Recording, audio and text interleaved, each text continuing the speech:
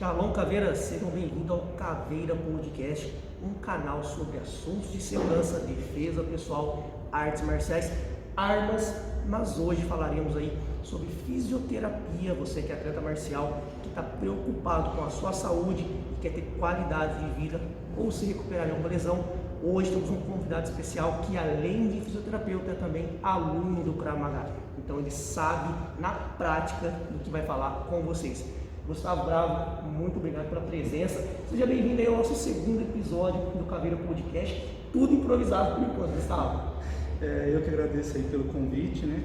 E vamos lá falar um pouco sobre lesões, né, relacionadas ao esporte, mais voltado um pouco para as artes marciais, né? Vamos entrar num tema polêmico, Gustavo. No mundo, eu sou meio velhinho nas artes marciais, estou há 27 anos nas artes marciais, então eu já tive todo tipo de treinamento que você imaginar, que eu acho que como fisioterapeuta, se você visse o treinamento como era, você ia cair de costa, porque a gente sabe hoje que eram absurdos, né, que eram feitos conosco.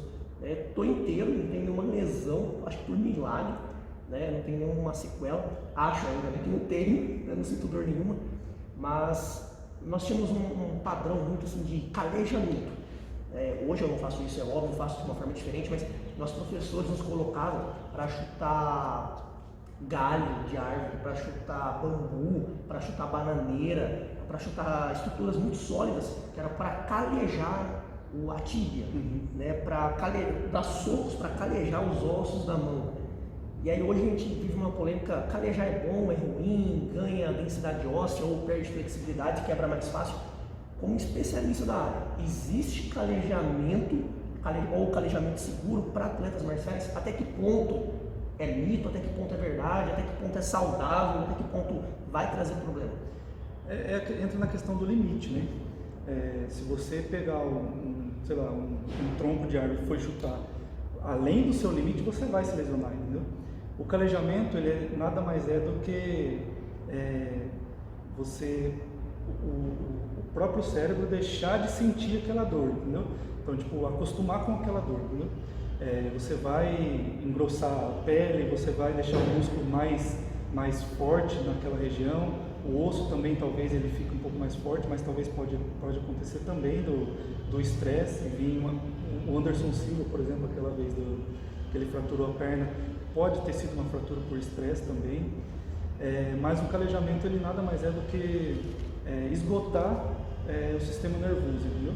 Então você vai chegar uma hora que você vai diminuir a sensibilidade naquela região, entendeu? Sensibilidade de dor, de tanta dor que você já sentiu, o organismo passa, tá bom, essa dorzinha aqui não é nada mais, entendeu? Mas, como eu falei, sobre o limite, né? Se você passar do seu limite, você pode sim trazer lesões e lesões sérias aí, que pode te afastar aí por um bom tempo dos treinamentos. E não é isso que um atleta quer, né? Ficar longe dos treinos, né? Isso é o pior pesadelo, né? Então, vou dar um exemplo: eu pego um pneu, como eu treino, eu mesmo treino dessa forma. Eu pego um pneu e eu tenho algumas sequências de chutes no pneu, imaginando que o meu osso está ficando, pelo que eu leio, ele é poroso, e aí com esses impactos ele vai sofrendo algumas lesões, e aí não sei se posso chamar de cicatrização, vai deixando ele mais denso, vai preenchendo essa porosidade. Isso é fato realmente ou não? Eu estou me enganando aí? Sim, acontece, mas que nem eu tô falando, o limite é o mais importante, porque se essas lesões elas podem não cicatrizar da forma correta, entendeu? E aí vem uma fratura por estresse. E uma lesão, microlesões, elas podem ser prejudicial mesmo, entendeu? Então, uma pessoa pode ser... Ninguém é igual a ninguém, entendeu? Então, tipo, da mesma forma que você nunca teve lesão, fazendo sei lá quantos anos de artes você faz, eu com 2 meses eu posso ter uma lesão, sei lá, mesmo por conta de falta de treino, de técnica, mas por fraqueza muscular ou por conta de estrutura óssea diferente, entendeu? Então, vários tipos, existem inúmeros tipos de estrutura, de pessoas, cada um tem o seu tipo de estrutura, entendeu? Então, tipo, o meu osso pode ser mais fraco que o seu ou vice-versa, entendeu? E aí a minha cicatrização pode ser pior que a sua, entendeu? o meu controle inflamatório nas lesões pode ser pior que o seu e aí levar a uma lesão, entendeu? Então tem que ter o limite.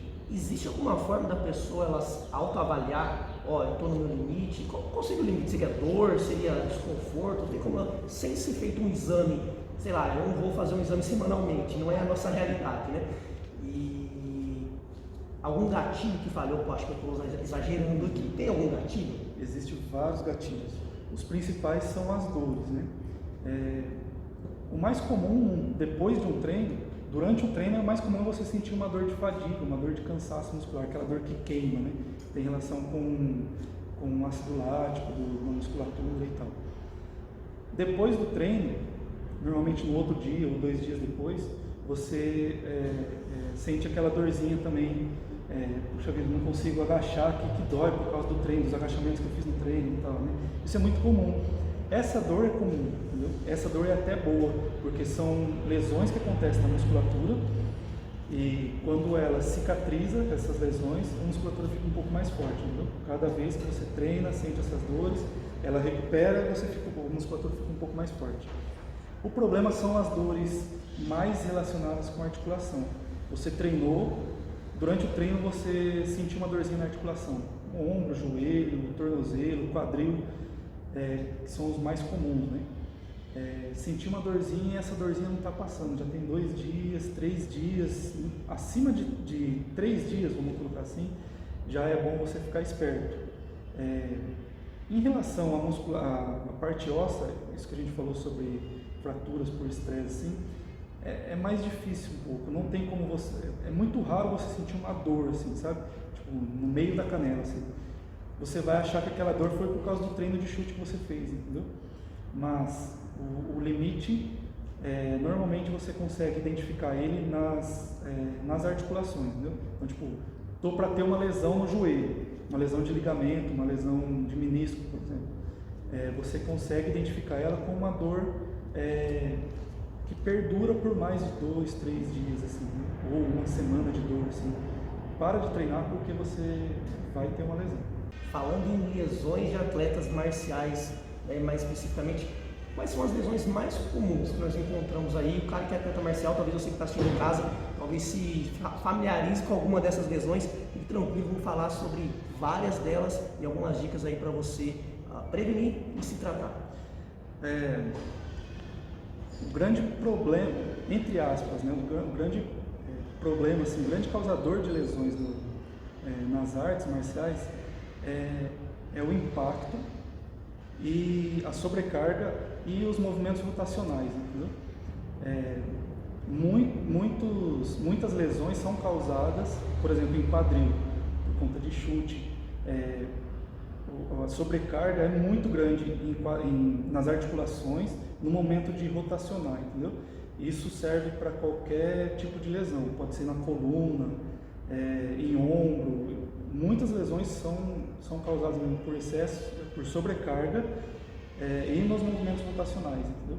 E aí as lesões mais comuns em atletas, além de face, né, atleta mais profissional aí, né?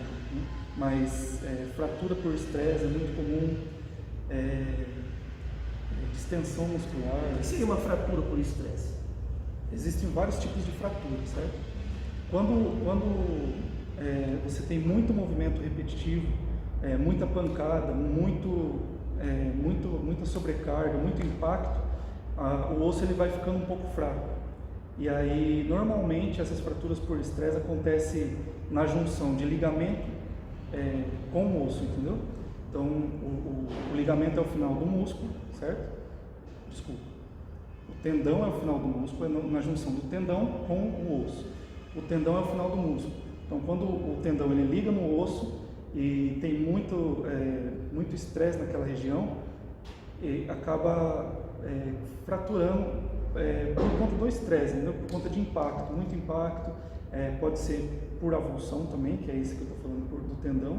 E o estresse, que é causado na estrutura óssea, ele também acaba fazendo microlesões no osso, e é onde o osso fica fraco numa região e ele fratura, entendeu? Ele quebra mesmo por conta desses estresses do dia a dia, assim, dos treinos, entendeu? Muito treino, muito estresse no osso, o osso vai tendo microlesões que não são tratadas corretamente durante um período, assim, que é muito difícil você descobrir aquela lesão, aquelas microlesões nos ossos, sabe?